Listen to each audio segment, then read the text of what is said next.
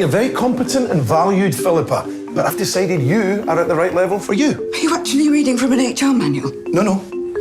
What would improve things at work? A penis. You can have mine. Not very busy these days. Mum, what are you doing? You're coming to the theatre with me. My kingdom for all! I actually felt quite sorry for him. I'd quite like to visit his grave. There isn't one. You sure you want to join this group? You look quite normal. I'm not. Do you have any books on Richard III? We have 8 titles. I'll take them.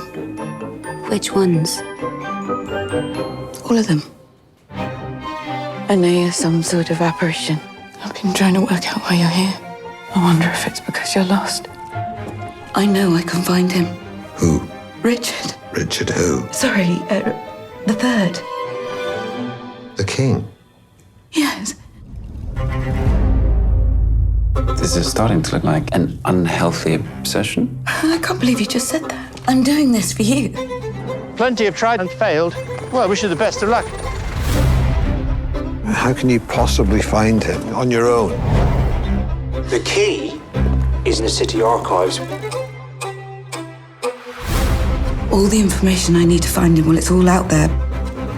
But I don't think anybody's brought it all together before. If your research is accurate, he's now right in the middle of a car park. You tell me what that letter represents. Just means reserved. Of course. I have the strongest feeling this is a very important historical site. A feeling is what you get when you sit on a bus seat that's still warm. I will fight you all the way on this. I want to dig for Richard.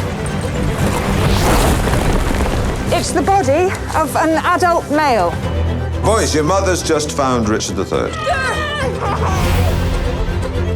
And I'm here today to tell you a story about a person who was judged unfairly in life.